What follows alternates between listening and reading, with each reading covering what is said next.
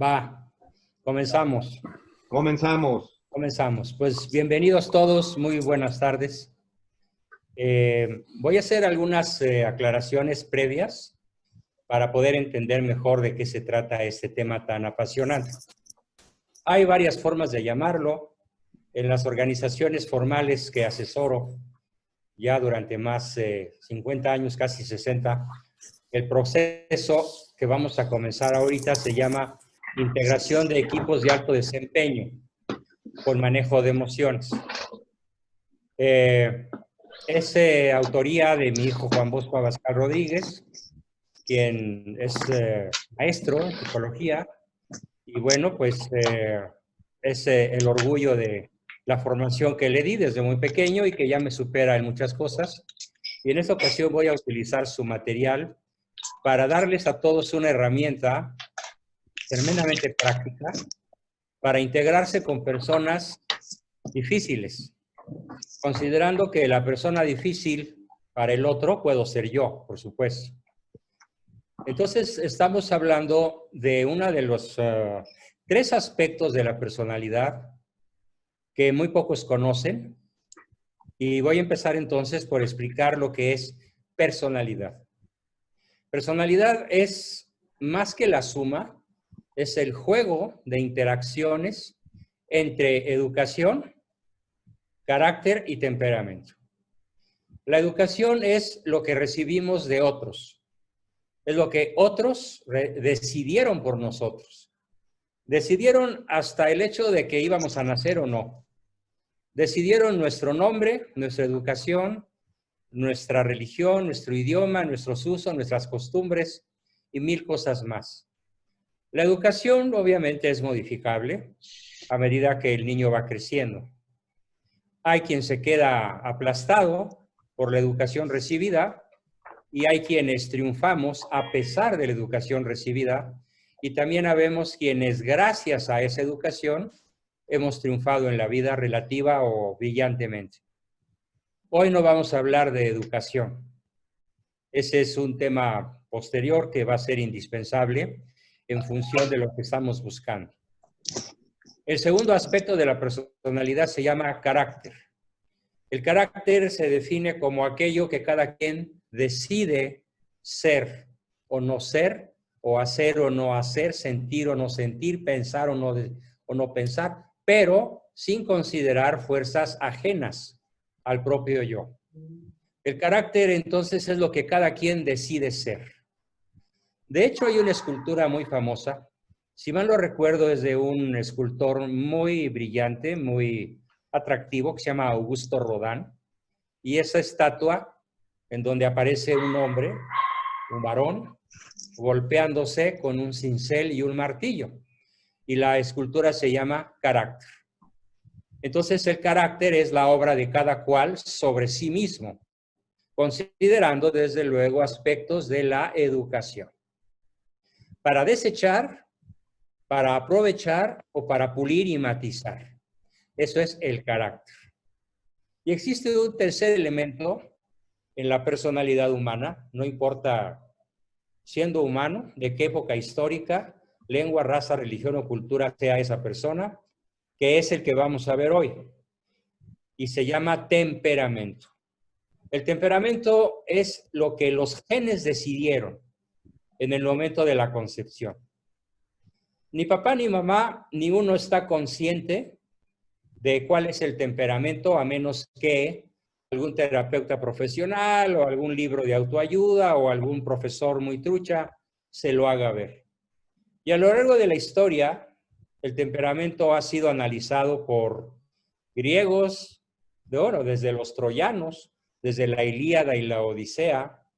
Ya el autor habla de los temperamentos de personajes como Héctor, como Aquiles, como Príamo, como Helena de Troya, etc.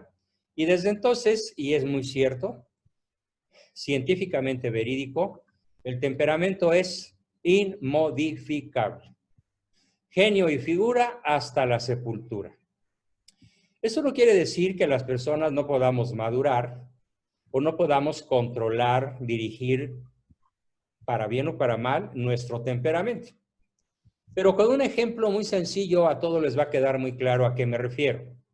Vamos a imaginar dos tipos de caballo, un percherón y un pura sangre. ¿A quién se le ocurriría, solamente a un tonto o a un desinformado, poner a correr el Gran Derby de las Américas a un caballo percherón, cuando este es un caballo de tiro? Sirve para jalar carrozas, carretas con toneladas de carga o desfilar en alguna fiesta por la avenida Champs-Élysées o Paseo de la Reforma. Pero no es un caballo que haya nacido para correr. Y por el contrario, el pura sangre, pues es un caballo que no vamos a poner a jalar una carreta, ni le vamos a echar más de 40 o 50 kilos de peso, que es lo que pesa un jockey, para hacerlo correr en las pistas del Derby de las Américas o donde quieran. Claro, se pueden ambos entrenar para que sea mejor percherón o mejor pura sangre, pero nunca el percherón hará las funciones de un pura sangre y nunca el pura sangre hará las funciones de un percherón. Lo mismo podríamos decir de los perros. Hay perros de caza, hay perros de ataque, de pelea, hay perros guardianes, hay perros apropiados para cuidar niños que nunca los van a herir o a atacar. En fin, ese temperamento que hace la diferencia entre un perro y otro, entre un caballo y otro, es inmodificable. El percherón siempre será un percherón. El pura sangre siempre será un pura sangre, independientemente del entrenamiento que los humanos le demos o de las habilidades que su ambiente, si creció en un entorno salvaje, le pudiera dar, sin influencia humana. Bueno, pues los seres humanos somos igualitos en este sentido.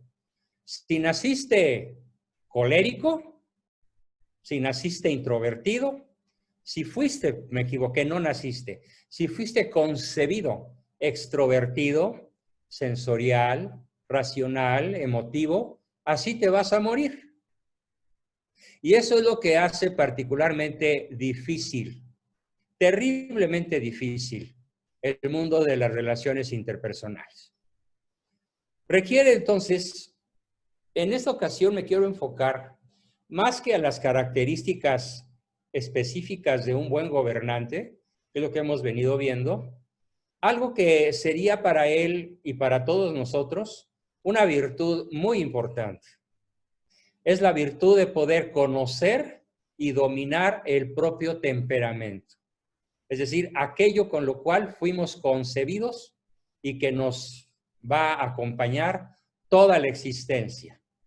No importa la educación, no importa el carácter, es absolutamente indispensable para conocerte y poderte llevar con otros y formar un equipo de alto desempeño, como el que necesita sinergia, como el que necesita cualquier organización de cualquier naturaleza, como el que necesita la marca Patito de la esquina o la corporación japonesa Mitsubishi Corporation o Petróleos Mexicanos o el gobierno del gabinete de cualquier país. Necesita integrar equipos de alto desempeño que sepan manejar sus emociones, que sepan manejar sus perfiles, sus virtudes, sus vicios, sus debilidades, sus modos de ser. Porque si no somos capaces de hacer esto, cualquier equipo va a fracasar. Vamos a poner un ejemplo futbolístico.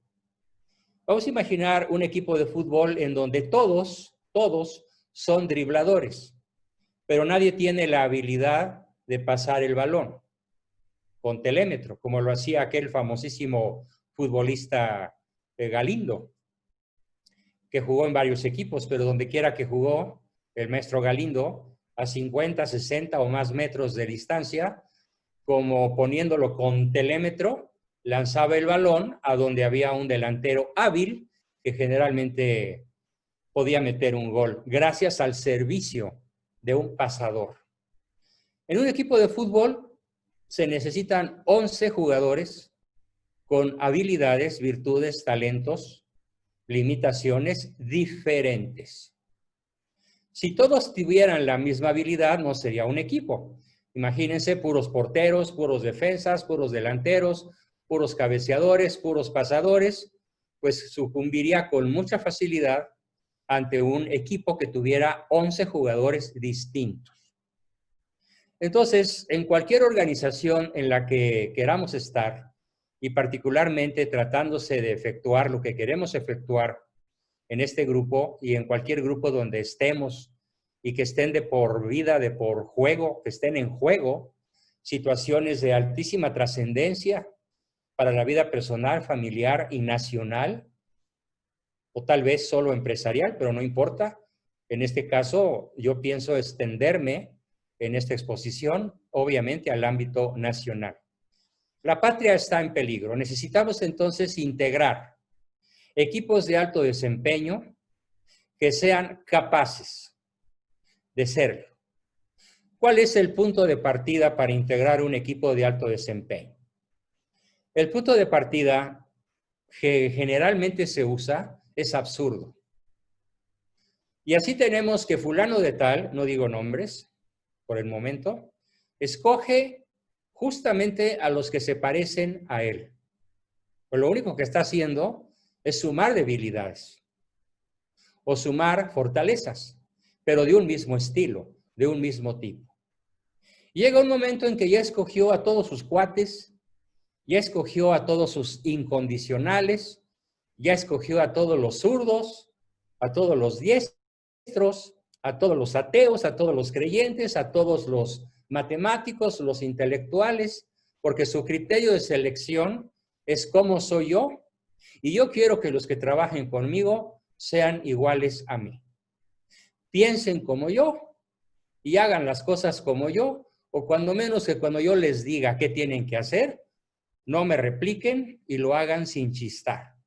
Y que no se atrevan a enseñarme nada, porque aquí yo soy el gran jefe papas fritas, el gran jefe toro echado, y yo defino quién está bien y quién está mal.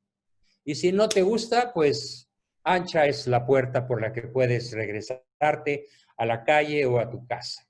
Este modo de seleccionar un equipo es radicalmente irracional.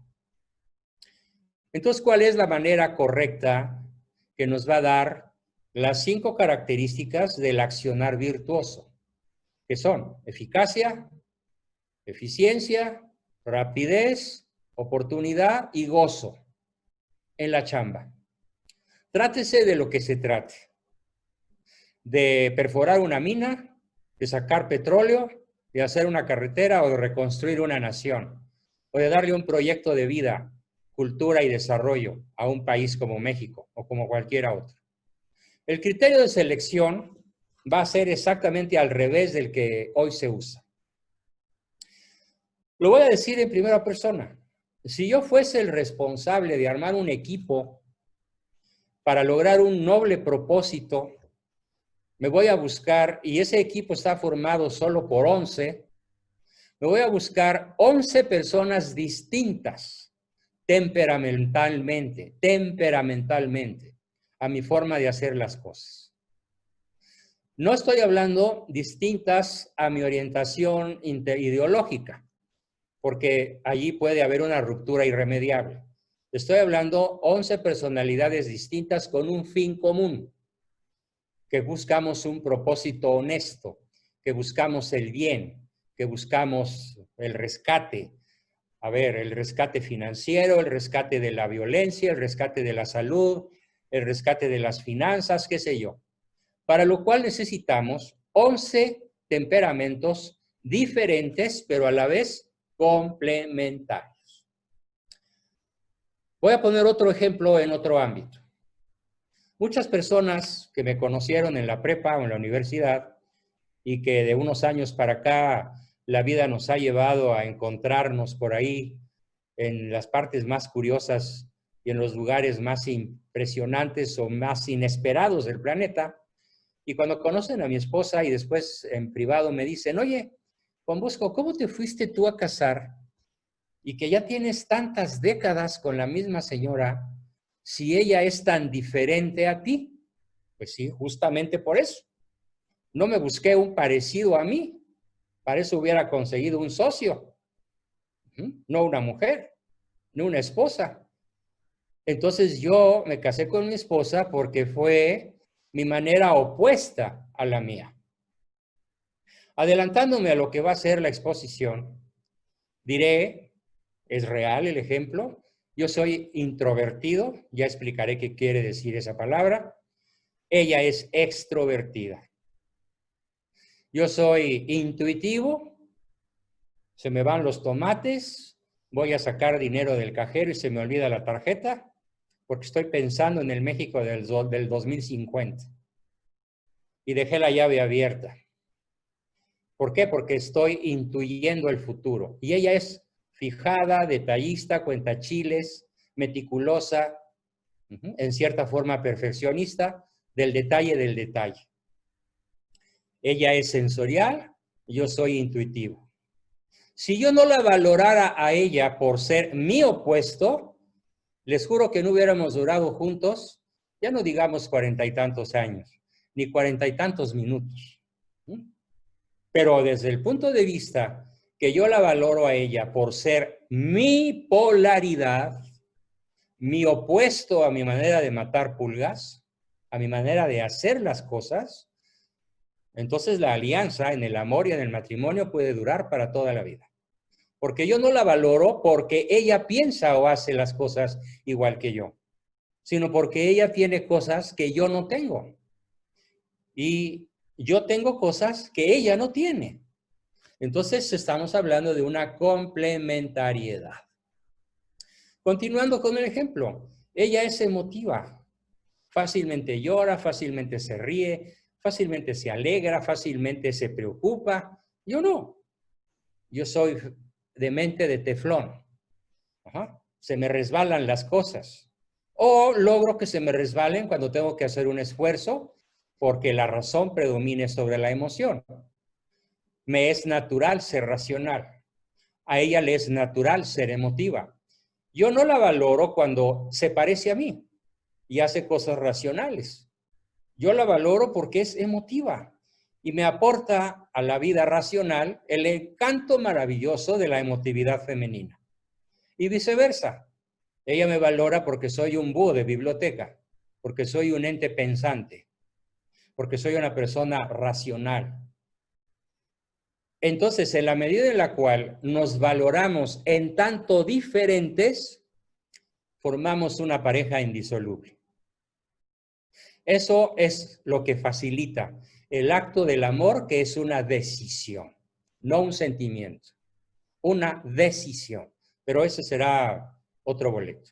Y la cuarta característica en la cual todos nos movemos, o la cuarta polaridad, yo soy enjuiciador, emito juicios, está bien, está mal, me agrada, me desagrada, se equivocó, acertó, estoy en contra de tal cosa, estoy en contra de tal posición, no acepto esta ideología, no acepto esta manera de gobernar un país o de pensar sobre el ser humano, porque así es mi temperamento, se llama enjuiciador. Y ella no, ella es perceptiva. Ella se acomoda a las circunstancias sin caer en un conformismo de ser deforme o acomodaticia, pero le es fácil la flexibilidad y la adaptabilidad. Y eso le da a la pareja una fuerza que, de no ser ella así, no tendría. Dos enjuiciadores terminan como el rosario de Amozoc, a balazos. O como dice el dicho, se rompió una taza y cada quien para su casa. Bien, entonces esto viene a cuento porque el secreto que vamos a tener para poder armar entre nosotros equipos de alto desempeño tiene como punto de partida el aprender a valorar al otro, sea quien sea, llámese como se llame, hágase él las cosas como las haga, nos gusten o no nos gusten, lo indicado, lo adecuado, lo que nos va a volver eficientes, eficaces, rápidos, oportunos y alegres en la tarea que estemos ejecutando, tiene este punto de partida.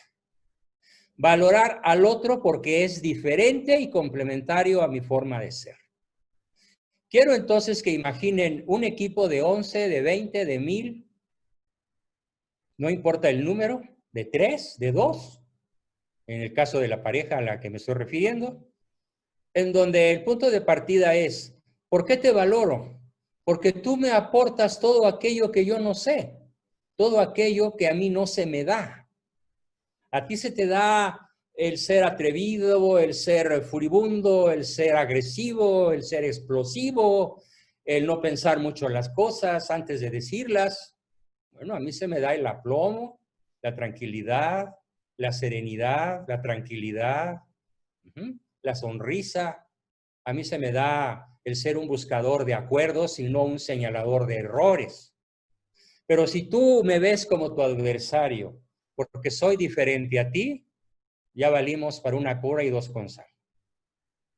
Y si yo te veo como mi adversario, porque no piensas ni actúas como yo, que soy tranquilo, introvertido, sereno, racional, pensador, y yo quisiera que tú fueras igual que yo, pues ya valió gorro también.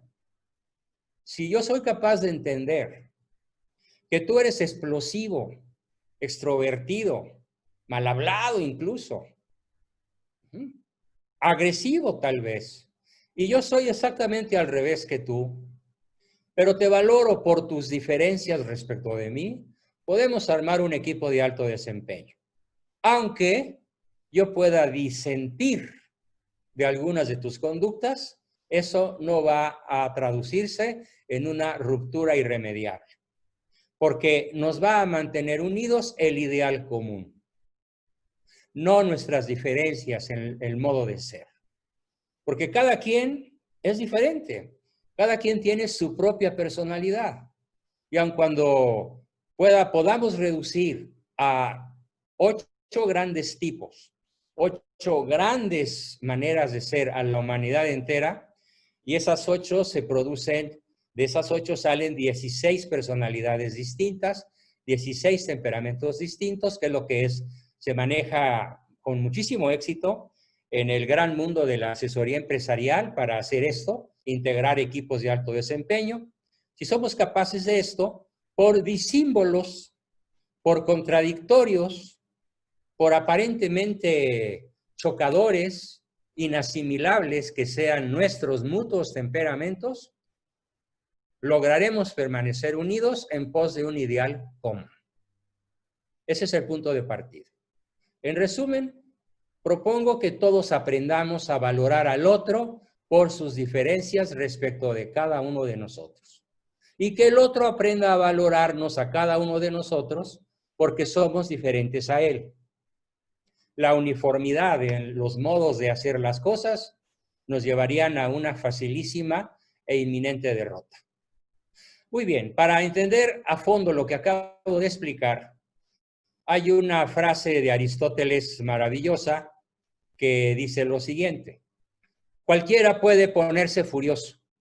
Eso es fácil, pero estar furioso con la persona correcta, en la intensidad adecuada, en el momento oportuno, por el motivo justo y de la forma conveniente, eso no es fácil, porque es virtud. Bueno, entonces yo quiero contribuir con este conocimiento altamente estratégico que estamos tocando hoy para que esto sea factible. Que nos podamos poner furiosos con la persona correcta, en la intensidad adecuada, en el momento oportuno, por el motivo justo y de la forma conveniente, eso no es fácil porque es virtud. Pero obviamente la palabra furioso puede ser sustituida por la palabra condescendiente, por la palabra ternura, por la palabra amorosa, por la palabra que gusten. Esto es aplicable a cualquier conducta humana, pero para eso se requiere lo que ya hemos comenzado a ver, que se llaman virtudes. Ya vimos las 4 esenciales: prudencia, justicia, fortaleza y templanza. En su momento tendremos que ver también las virtudes superiores, que son obviamente mucho más importantes que las virtudes naturales. Y las virtudes superiores que veremos en su momento, que son la fe racional, la esperanza y la caridad o empatía, o capacidad para ponerse en los zapatos del otro. Es experiencia de todos nosotros lo siguiente: Al estar en un grupo de personas o realizando una junta de trabajo, todos hemos sentido una sensación de profundo y desalentador desacuerdo. Como si algo nos dijera, esto nunca va a funcionar. Particularmente en este último par de días, ayer y hoy, esta sensación ha sido la sensación continua de las 24 horas, de las últimas 48 horas. Esto nunca va a funcionar, a menos que logremos valorar al otro por sus diferencias y que no esperemos una estandarización y una incondicionalidad, incluso ante órdenes injustas, improcedentes o a formas de hacer las cosas que no proceden en determinadas circunstancias. Lo hemos sentido con nuestros hijos. Esto no va a jalar. Lo hemos sentido con una persona importante en nuestra vida, el jefe, el colaborador, el subordinado, el socio. Lo hemos sentido en la vida de pareja o vida conyugal. Y por eso todos necesitamos, todos los seres humanos, iniciar un proceso de cambio cuyo primer paso es un diagnóstico de preferencias básicas. ¿Cómo prefieres hacer las cosas? ¿Cómo prefieres sentir las cosas? ¿Cómo prefieres expresarlas? ¿Cómo prefieres planearlas? Muy bien, hubo un gran genio en la historia de la psicología, metió unas patotas tremendas, pero en este momento no toca hablar de sus errores, sino de sus aciertos y de sus genialidades. Esta persona a la cual me refiero se llamó Carlos Gustavo Jung, en su lengua materna, Carl Gustav Jung. Él diseñó una herramienta que perfeccionaron su hija y su nieta, de apellido Myers y Briggs. Y como en Suiza se acostumbra que el apellido paterno se pierde para adquirir el del marido, la herramienta que les voy a presentar hoy se llama el test de polaridades del temperamento Myers-Briggs, que son los nombres de los maridos de la hija y la nieta de Carlos Gustavo y yo. ¿Qué fue lo que este genial psicoterapeuta nos aportó? Claro, en manos de los sucesores, de los descendientes, de los que hemos aprendido a manejar esta herramienta en los últimos 60 años, pues podemos decir que un enanito parado en los hombros de un gigante, pues ve más lejos que el gigante. Y esta herramienta que voy a poner al alcance de todos, nos permite conocernos más a nosotros mismos y comprender las diferencias ajenas, así como sacar provecho de tales diferencias, no para ridiculizarlas, atacarlas, sacarlas de un grupo, hacerlas motivo de burla, de excomunión o de anatema, sino para integrar equipos de trabajo de alto desempeño en pos de un ideal común. 1-2. Procura no establecer juicios molestos sobre las personas que lo toman. Número 3. Es fundamentalmente un indicador de preferencias. Aquí no vamos a hablar de valores, de escala de valores ni de virtudes, sino de preferencias naturales. Así fuimos fabricados desde el momento de la concepción.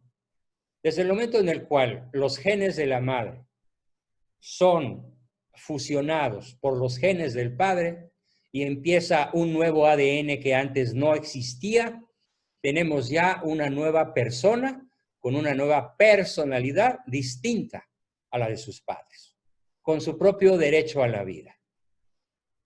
Así que con eso, con lo que fuimos fabricados, como lo decía yo hace 20 minutos, nos vamos a morir. Lo podemos matizar, lo podemos encauzar, lo podemos sublimar, lo podemos desperdiciar, desde luego, pero aquí la idea es que lo aprovechemos todos en pos de un ideal común. Incluso, pues el grupo se llama Sinergia, ¿no? Así que maravilloso, vamos a buscar hacer sinergia.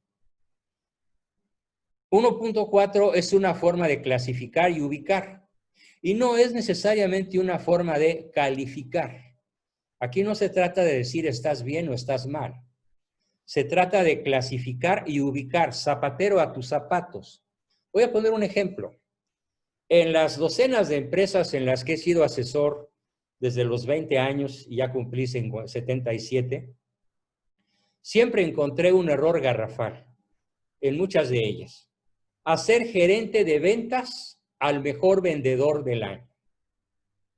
Bueno, el gerente de ventas suele no ser un buen vendedor y el buen vendedor suele ser un pésimo gerente.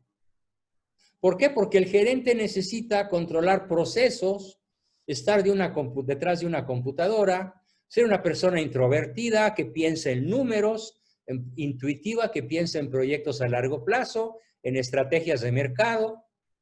Y esas habilidades o cualidades no las tiene el vendedor. El vendedor es contacto con la gente, es detallista, es empático, es cálido, es divertido, es asertivo, es extrovertido y es un pésimo administrador.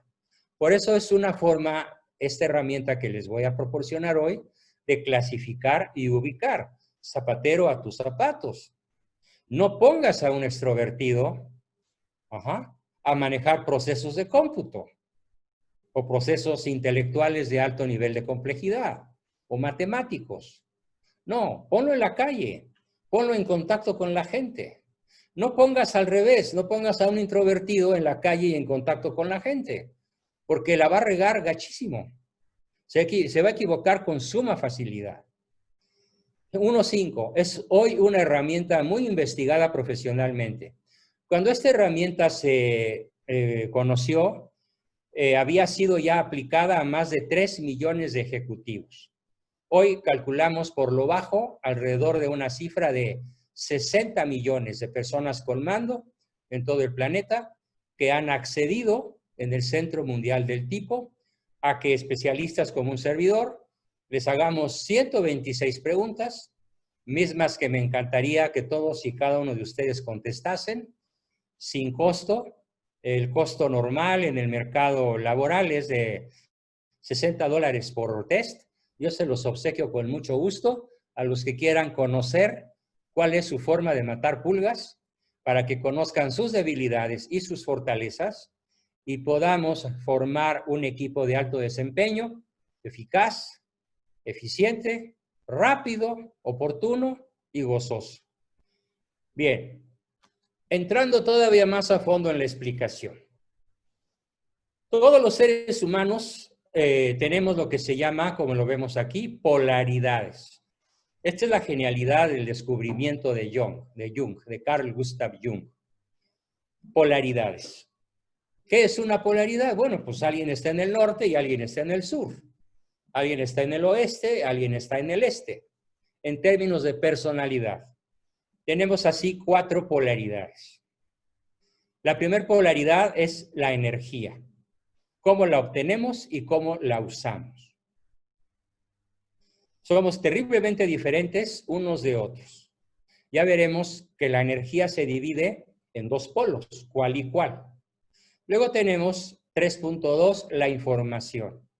¿Cómo preferimos adquirir la información?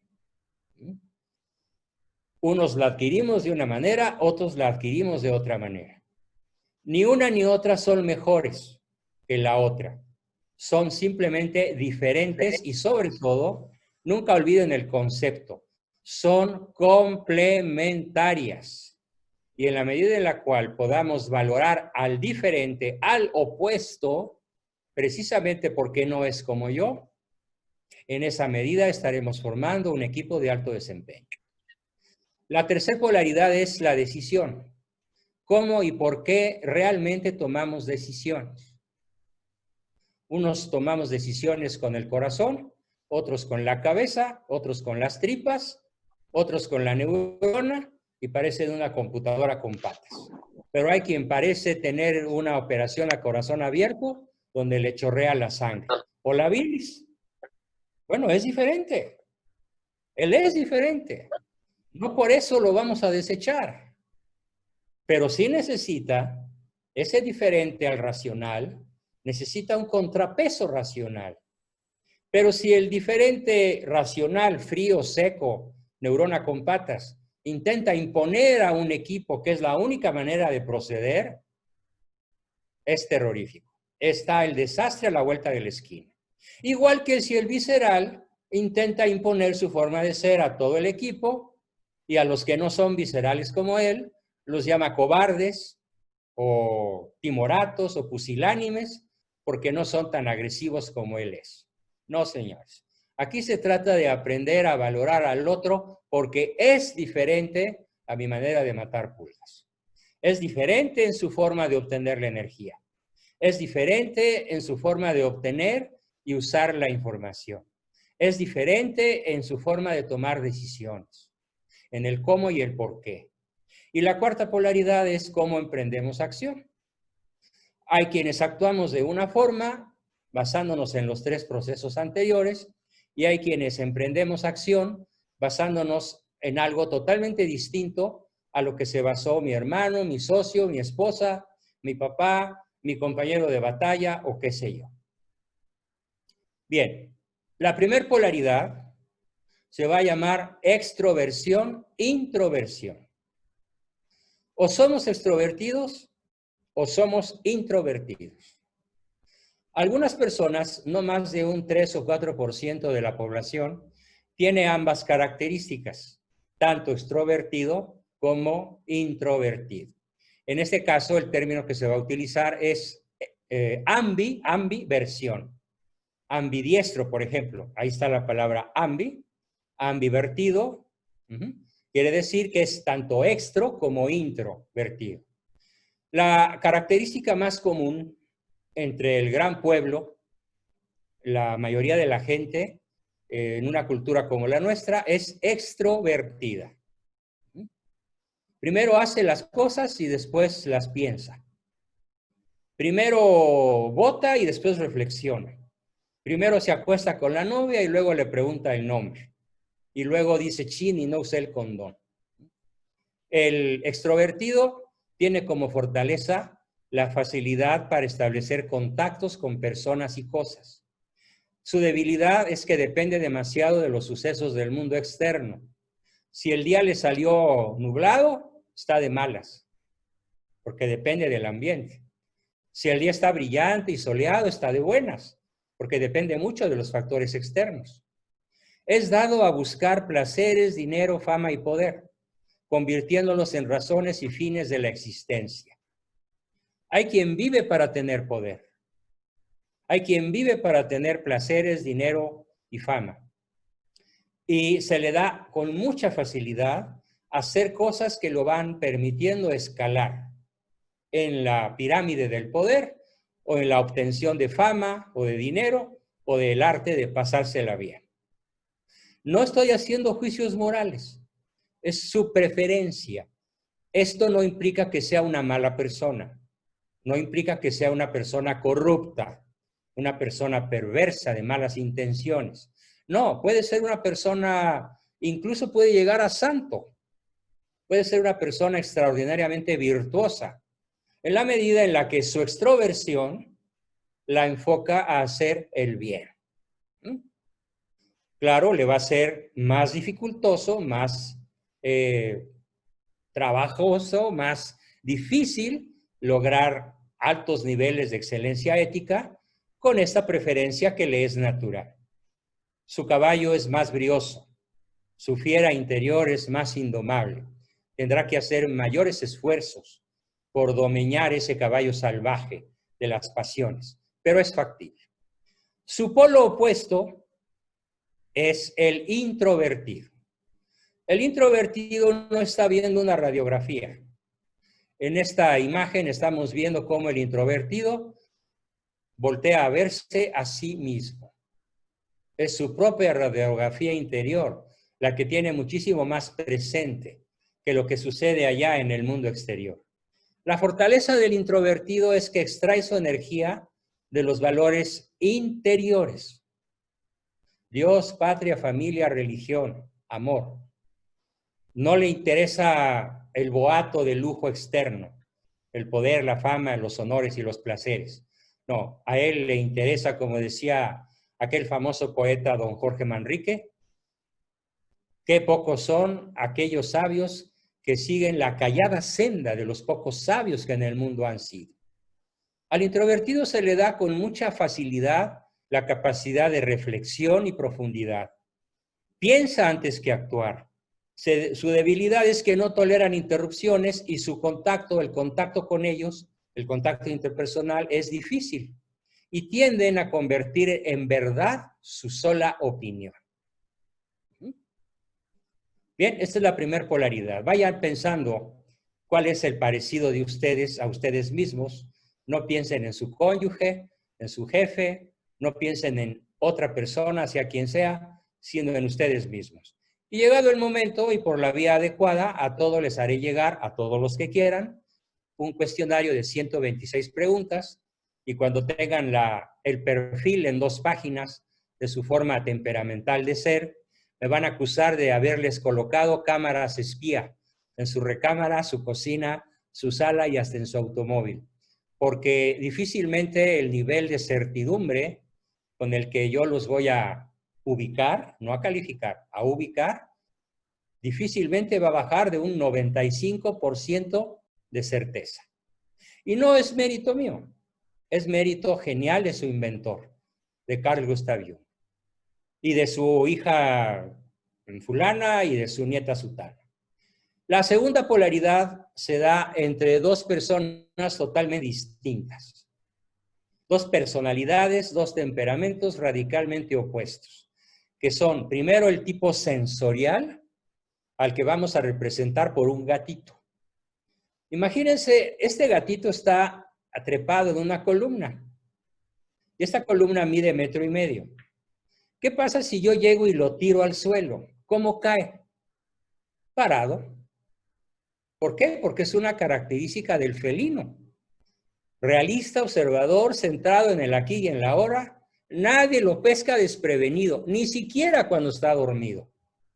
Por eso el dicho dice, no le menees los bigotes al tigre, porque el tigre siempre está en estado de alerta. Bueno, hay personas así que parecen tigres, o cuando menos gatitos. Siempre están en estado de alerta. Para emprender un proyecto que requiere alto nivel de alerta, este tipo de personas es absolutamente indispensable. Lo malo es que su contraparte, que es el intuitivo, suelen despreciarlo. Y les llaman de una manera despreciativa. Ay, tú tan fijado, tan cuentachiles, tan perfeccionista, tan obsesivo. Pues no, tienen un enorme valor. Los que se fijan en el detalle del detalle. Claro, su debilidad es que el sensorial es muy poco capaz para anticipar tendencias y para intuir posibilidades. Él nada más piensa hoy, aquí y ahora. No piensa, oye, ¿y dentro de un mes? No, hombre, concéntrate aquí y ahora, lo demás me vale gorro. Oye, ¿y después de que pase esto o no suceda, qué vas a hacer? No me estés distrayendo. ¿Dónde he oído eso?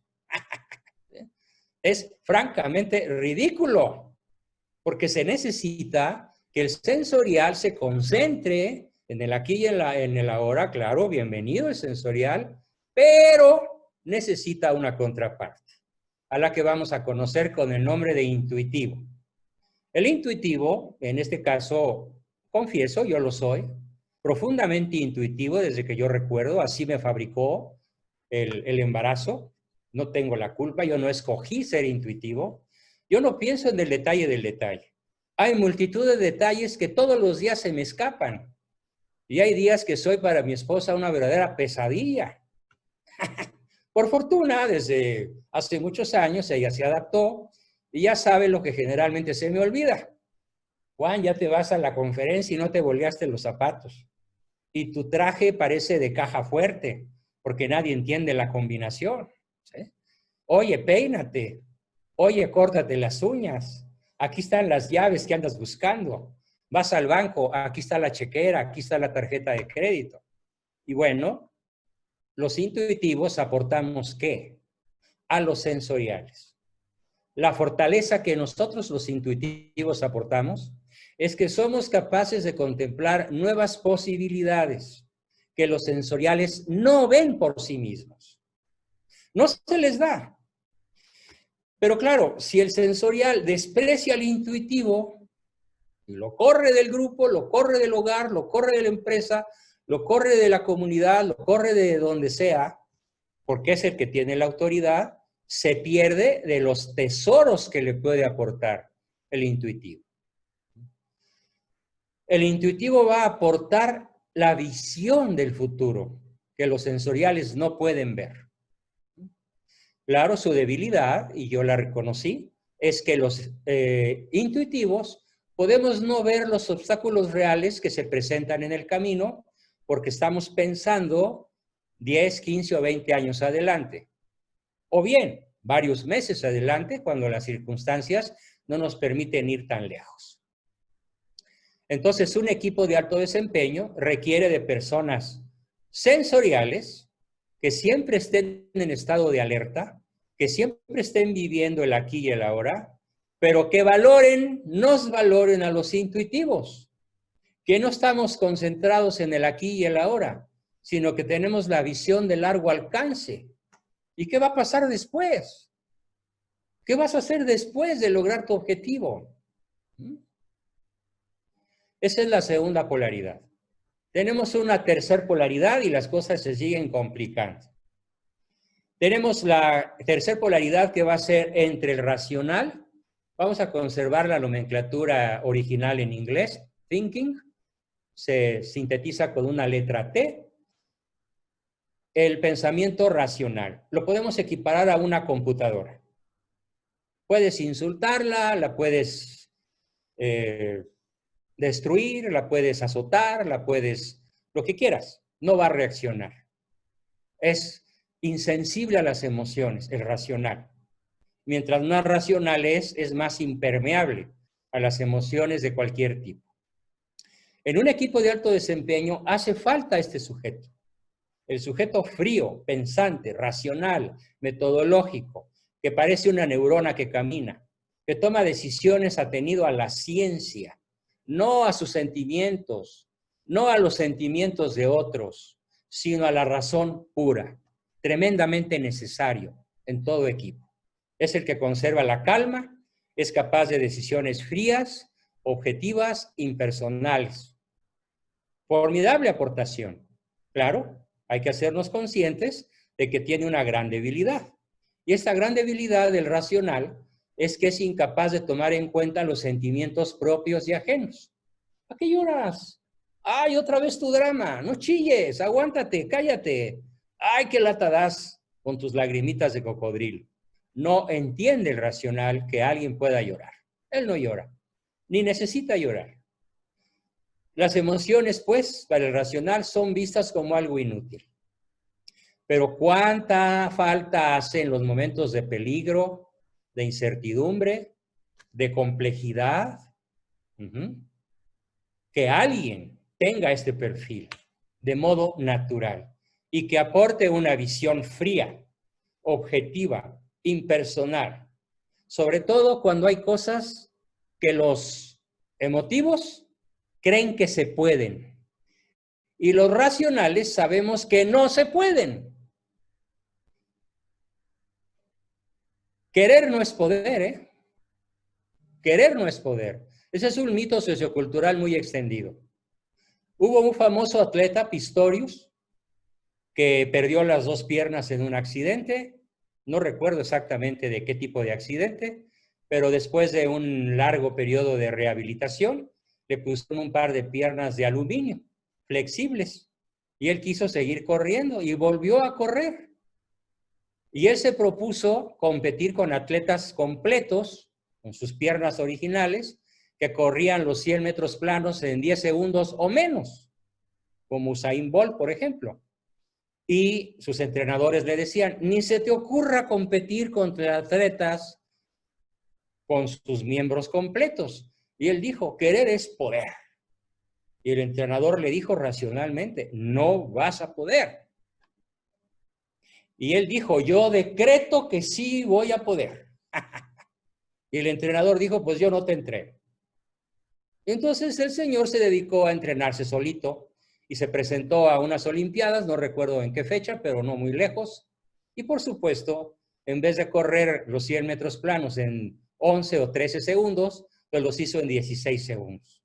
Eso quiere decir que llegó 60 metros atrás del primer lugar. No 6 metros, 60. Entonces, querer no es poder. Y esto es el pensamiento racional. El racional le aporta al grupo lo factible, lo que realmente es posible, que no está basado en ese absurdo mito del querer es poder. Aparte de querer, hay que saber. Y aparte de saber, hay que tener los elementos para poder hacer lo que uno se propone. Un ejemplo absurdo que corre mucho por ahí en el mundo de New Age, en el mundo de la chairiza actual o de los millennials actuales, es eso que se llama decretos. Yo decreto que pase un taxi y no pasa. Yo decreto que el virus no me va a pegar. Y resulta que en Estados Unidos están haciendo fiestas COVID-19. Cientos de chavos se juntan en una pachanga porque ya decretaron que el virus de la peste china les va a hacer lo que el viento a Juárez. Nada. ¿Y qué creen? Que ya la policía los está deteniendo porque la cantidad de enfermos que se está proliferando en esas fiestas, de que somos inmunes al bicho porque ya decreté que el virus no me hace nada, los muertos y los enfermos están cundiendo en la Unión Americana por este motivo de fiestas. Así que la realidad no se decreta. Ojo, la realidad se conoce, porque la realidad es anterior a mí. El mundo ya estaba cuando yo fui concebido. Ya era como es.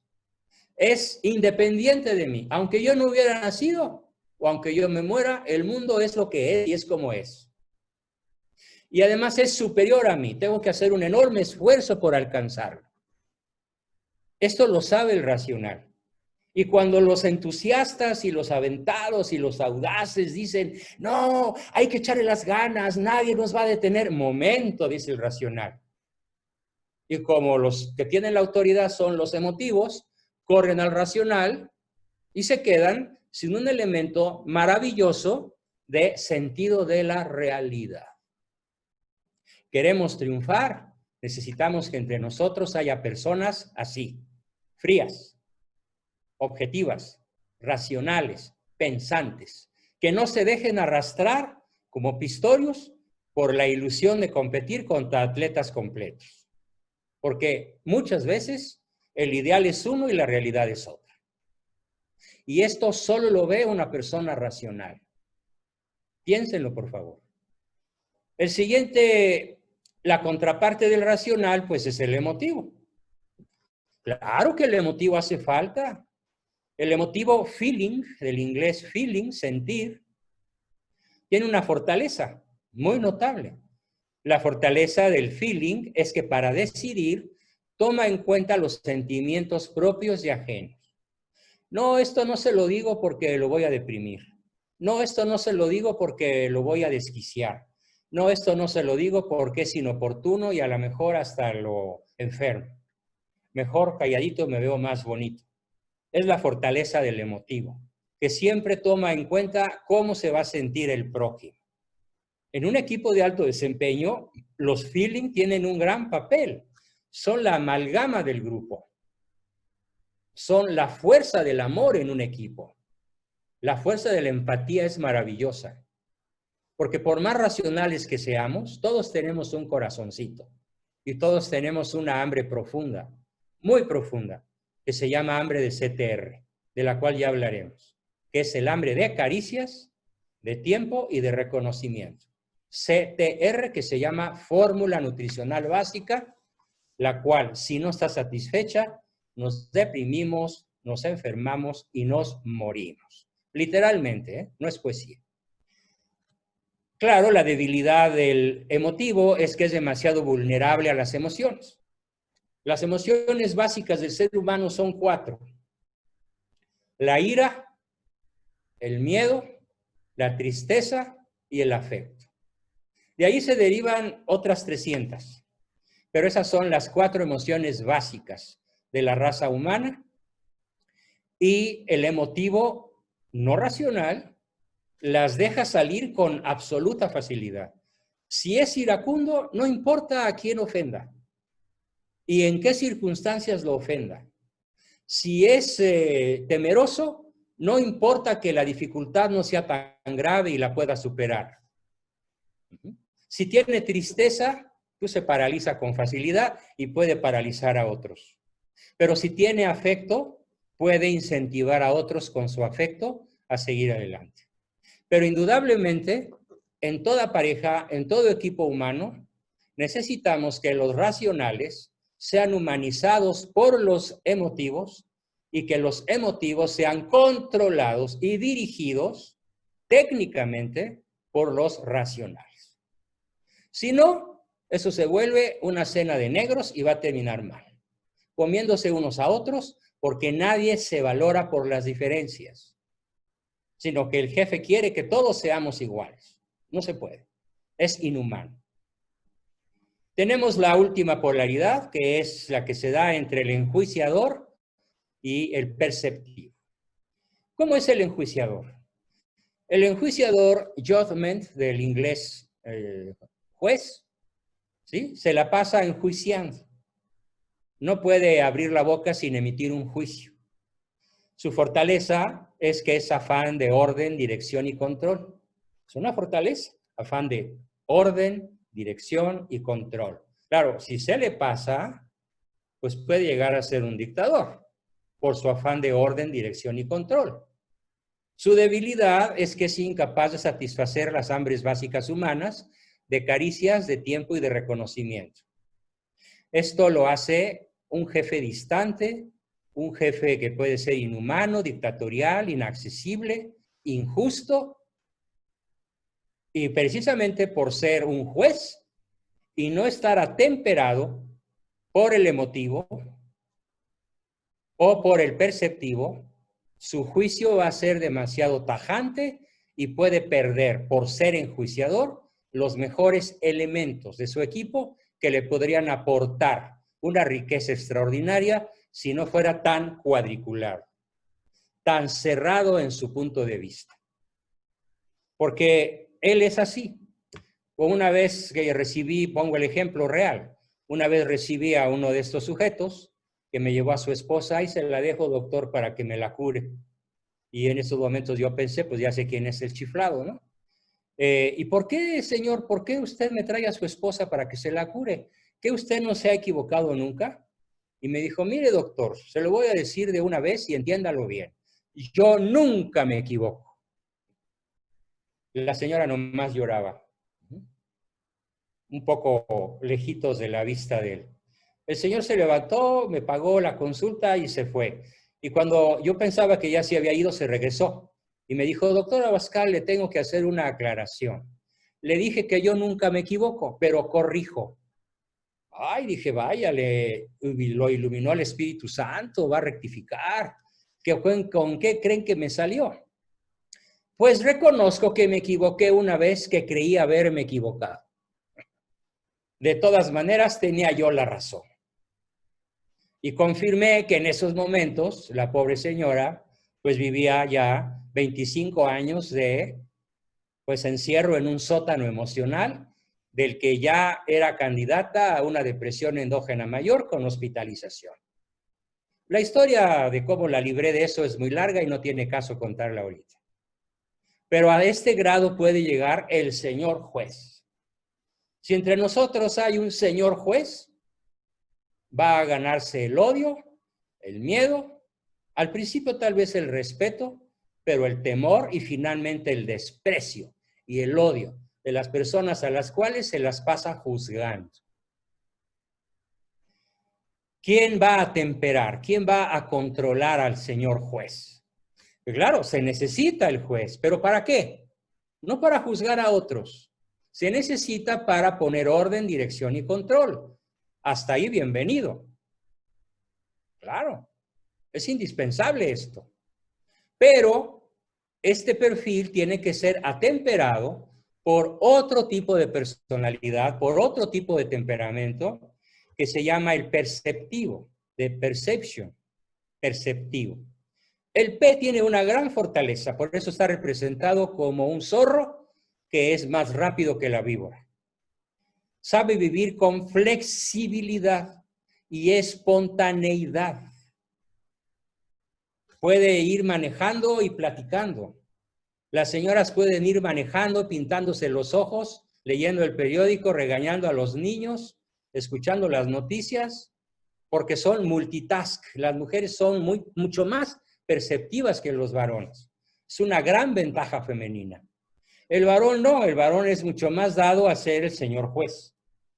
Entonces, cuando yo he trabajado, y es muy frecuentemente, con mujeres perceptivas, es una delicia. Porque no me estoy refiriendo a su belleza física, me estoy refiriendo a su flexibilidad para adaptarse a las circunstancias. A cada momento sin enjuiciar. Su debilidad, sin embargo, es que el perceptivo puede caer en un relativismo ético y en el hedonismo o la línea del menor esfuerzo, que así se llama en elegante, hedonismo, con mucha facilidad. Y entonces es así como tenemos 8 tipos opuestos divididos en 4 polaridades. Muy bien, de aquí se desprenden las posibles combinaciones entre una polaridad y otra. Vamos a hacer una pequeña exposición. Voy a quitar esta lámina para poner otra. Vamos a ver.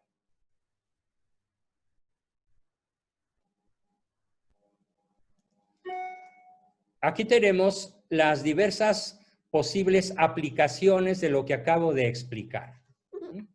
Pasamos al terreno de las aplicaciones. Piensen en el modelo que gusten. Escojan un ámbito, su familia, nuestra organización, la empresa donde trabajan o trabajaban o piensan trabajar, el país, el gabinete presidencial, el señor futuro presidente que podamos escoger. ¿Qué aplicaciones tiene esto que les acabo de explicar? Primero, esperamos que el test que les quiero aplicar a ustedes, ¿cuántos son? 17, más alguien más por ahí que no haya podido venir hoy, estamos abiertos a eso. Esperamos que te ayude a reconocer y a apreciar tus dones únicos, singulares e irrepetibles, pero ojo, también los de los demás, sin excepción. Aquí nadie se queda fuera. Nada de que porque es blanco, es negro, es ateo, es católico. A ver, a mí ayer y hoy me han sacado de grupos porque me dicen, tú eres católico y aquí no juegas.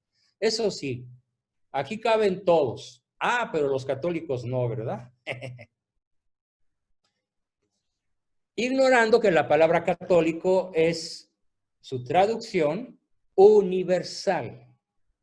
El católico es el único que considera al adversario como un hermano. Pero como esto la gente no lo sabe, a cierto tipo de personalidades como la de un servidor, nos descalifican y ya no aplicamos para su equipo.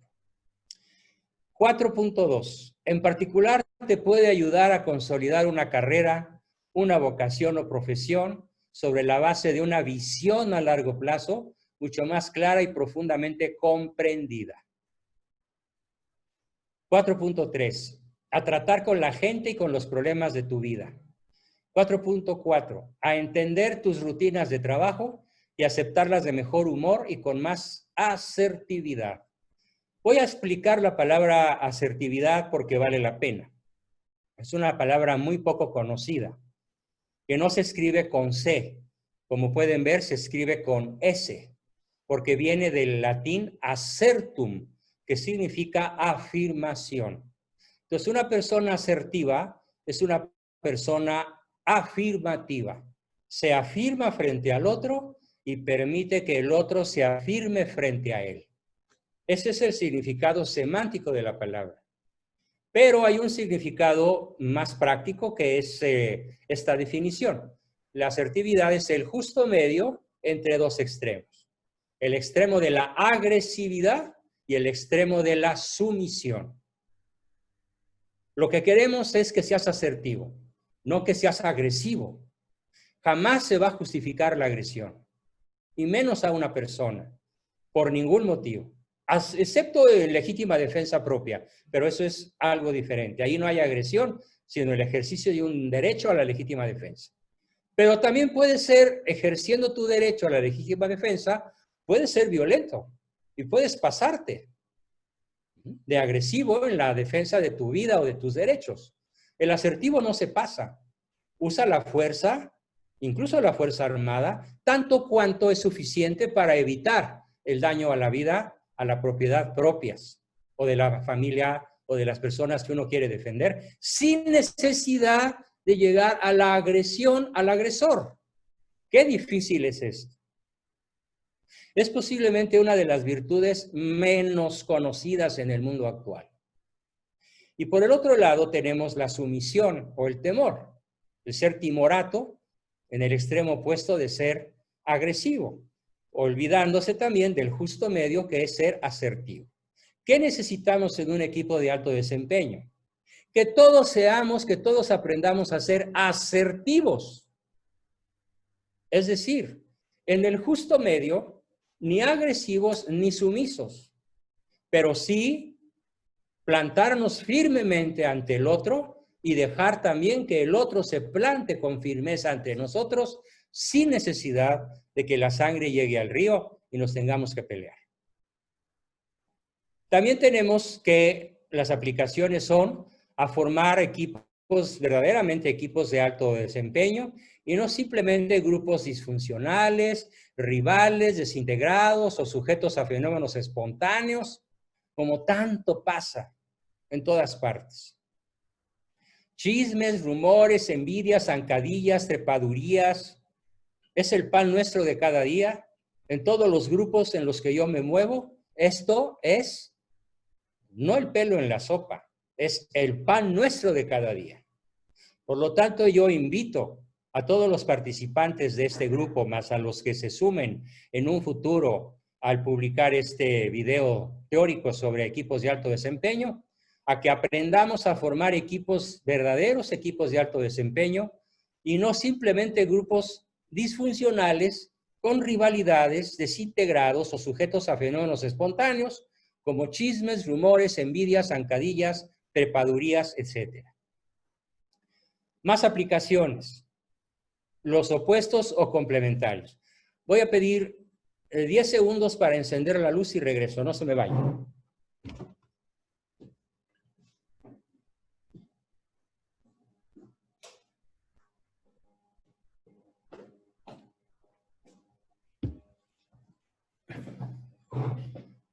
Bien.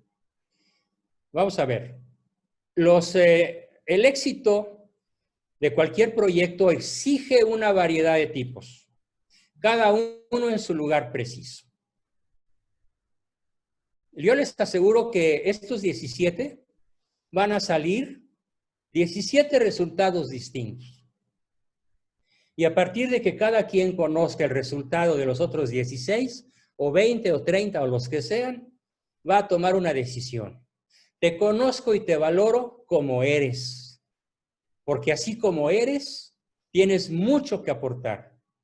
Y conóceme como yo soy y acéptame como soy, porque así como yo soy, introvertido, sensorial, racional, emotivo, como sea, así es como te puedo aportar todo aquello de lo que tú careces. Siguiente. Ejemplos. La visión más clara del futuro viene del intuitivo. Forzosamente necesitamos en nuestro equipo personas intuitivas. El realismo más práctico viene de un sensorial, del cómo se organiza una marcha, del cómo se volantea alguna consigna para la multitud, de qué se necesita un helicóptero, repartidores, qué sé yo. Necesitamos gente sensorial, pero necesitamos la visión de futuro del intuitivo que mida las consecuencias, negativas o positivas, de cualquier acción que emprenda el sensorial. Si no se complementan, eso no es un equipo ni va a tener éxito. El análisis más incisivo de la realidad, independiente, superior y anterior a mí, viene de un racional. Y el racional puede bajarle los humos a los emotivos. Decirles, a ver, no brinquen, no bailen, no celebren. No vendas las gallinas antes de hacer crecer los huevos. Todavía no se logra. El trato más hábil con la gente es de un emotivo. La clara y profunda visión del futuro es de un intuitivo. Los tipos opuestos se pueden complementar en cualquier proyecto. Pero ¿cómo crecimos, queridos amigos? Crecimos despreciando al diferente. Crecimos haciéndole bullying, acoso, desde kinder. O también nosotros fuimos motivo de acoso, de bullying desde kinder, desde la sección maternal, porque éramos diferentes en algo, al más poderoso del salón o al grueso del salón o a los 3 o 4 gandallas que tenían la autoridad informal dentro del salón. No, eso a nuestra altura y a nuestra edad, por favor, tirémoslo a la basura. Los tipos opuestos vamos a complementarnos en cualquier proyecto, en lugar de criticarnos, en lugar de cortarnos, en lugar de despreciarnos. Cuando dos personas se enfrentan a un problema desde dos puntos de vista diferentes, cada uno ve algo que la otra no ve. Esto es maravilloso. Una de las grandes razones de la permanencia nuestra, de mi esposa y yo a lo largo de tantas décadas, es que todos los días comprobamos esto. Lo que yo no veo, ella lo ve. Lo que yo sí veo, ella no lo ve. Y nos complementamos. Y tomamos decisiones colegiadas, en conjunto. Porque sabemos que ninguno de los dos es plenamente autosuficiente. Salvo contadas excepciones en donde hay una especialidad demasiado profunda en algún pequeño tema o en algún pequeño asunto, pero las grandes decisiones de la vida se toman así. Vemos los problemas de diferentes maneras y tendemos a sugerir soluciones diferentes. Un complemento de ambas puede ser más valioso que solo un punto de vista parcial. Esto es terrible. Cuando un equipo depende de un solo punto de vista parcial, ya no es equipo. Es una tribu, es una horda desorganizada. Para que sea un equipo, el jefe necesita humildad, apertura de mente, para poder dar cabida a puntos de vista, estrategias y pensamientos que son complementarios de los suyos e incluso opuestos. Y como él quiere el éxito, no los va a descalificar, no los va a cortar, no los va a expulsar, los va a integrar valorándolos precisamente porque ellos tienen lo que él no tiene. Esto es un equipo de alto desempeño. Y los conmino a todos a buscar la mejor forma de hacerlo. A la totalidad de nosotros nos cuesta mucho trabajo ver el punto de vista de otra persona. Y más aún aceptarlo aunque pudiera tener razón o ser valioso aún para nuestros propios fines. Como se lo dije hoy en la mañana a alguien, ayer y todos los años más cruciales de mi vida, me le he tratado pasar, a veces he tenido éxito, sí, tratando de hacerle ver a alguien que mi punto de vista radicalmente distinto al de él aporta a su causa. Es por tu bien. No es por darte la contra, no es por cuestionar tu liderazgo, no es por estar en desacuerdo contigo. Es justamente para ayudarte a conseguir tus objetivos. Quiero que veas lo que tú no ves. Y yo sí puedo ver, porque fui fabricado con otra óptica, con otras herramientas, con otras cualidades y también otras debilidades. Esto es lo que ojalá todos pudiéramos captar, sobre todo a partir de ese conocimiento profundo que cada uno de nosotros podemos asumir a partir de que a través de Jorge o de quien ustedes quieran, o tal vez yo puedo darles mi celular en estos momentos o al ratito y decirles, mándenme su correo electrónico a mi celular, que es tal, yo les envío las 126 preguntas, tárdense unas horas en contestármelas y yo se las regreso a vuelta de correo con su perfil y vámonos conociendo todos entre nosotros para esto. Formar equipos de alto desempeño con eficiencia, eficacia, rapidez, oportunidad y alegría en la conquista de nuestras metas. Este es el propósito de esta sesión.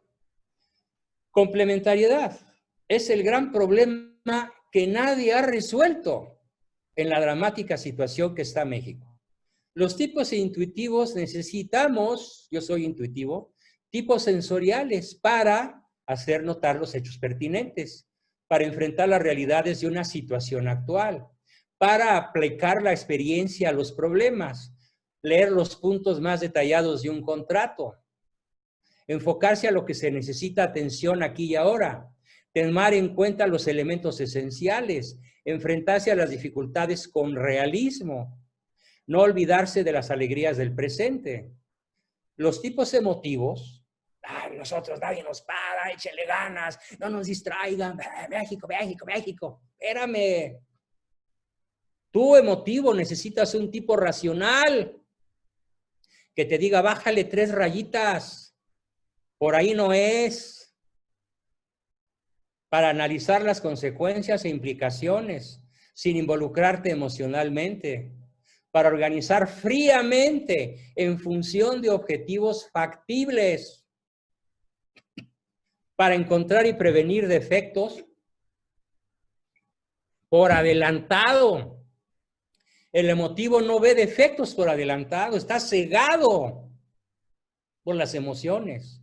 El que sí ve los defectos por adelantado y los previene es el racional, el frío, el técnico, el analítico. Tremendo valor que no tenemos en nuestros equipos. El tipo emotivo necesita al racional para apegarse consistentemente a las reglas. A ver, el COVID está regresando a Europa y está regresando a Estados Unidos y está explotando en México de una manera apocalíptica. ¿Por qué? Pues porque no hay tipos racionales que controlen a los otros. No, hombre, no pasa nada.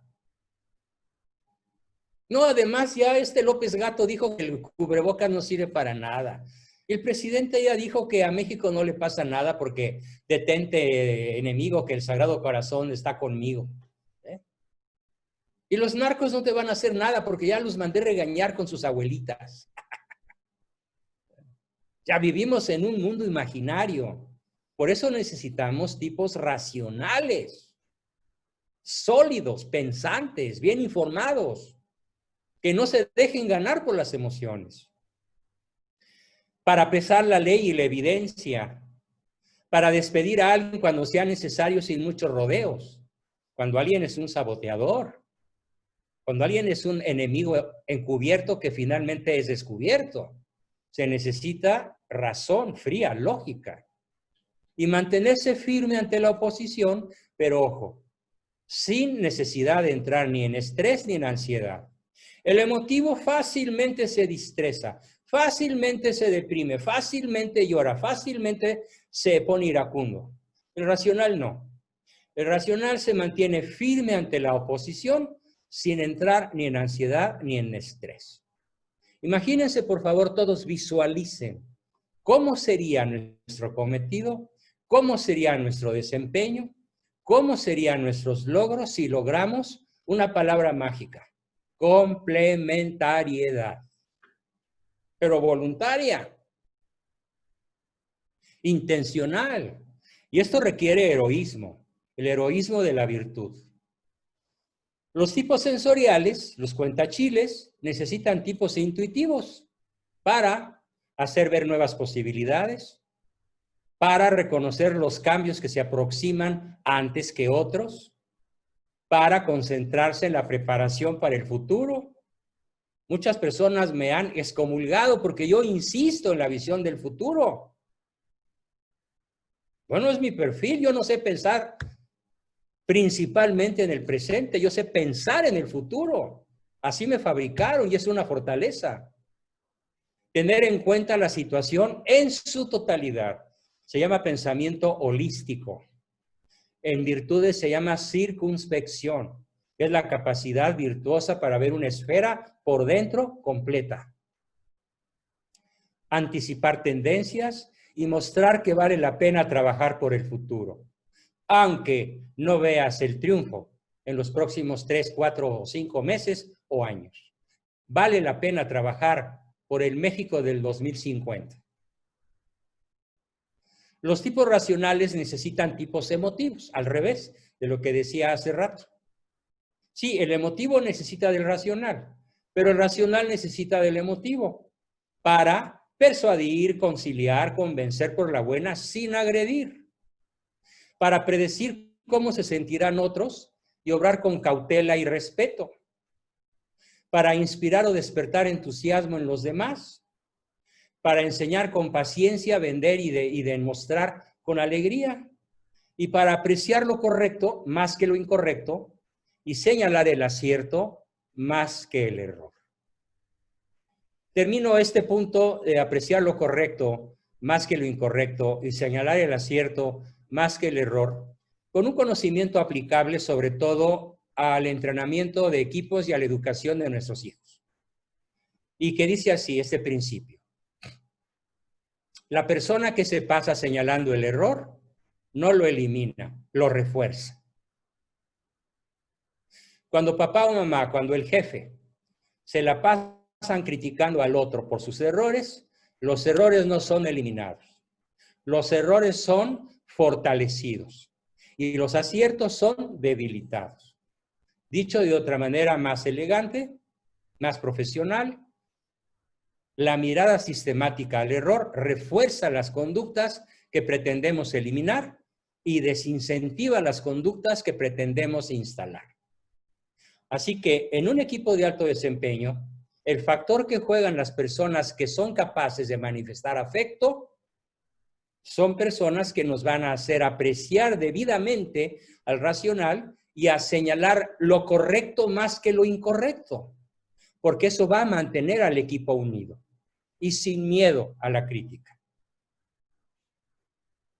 Muy bien, pues ya cuando tengamos los test de todos, que espero que sea muy pronto, antes de la próxima sesión, vamos a hacer un ejercicio en la sesión que va a resultar muy divertido, en la cual, en la medida de lo que cada quien quiera, a nadie lo vamos a ventanear más allá de lo que quiera, vamos a integrarnos como un equipo, conociendo nuestras fortalezas y nuestras debilidades, para que podamos avanzar en la dirección deseada, incluso haciendo honor a nuestro nombre. Sinergia. Bien, pues esa fue la exposición y pasamos a la parte de preguntas y encantado de la vida, respuestas a las preguntas que ustedes me quieran hacer. No sé quién tenga el control de los micrófonos, pero los pueden encender y aquí termina la grabación.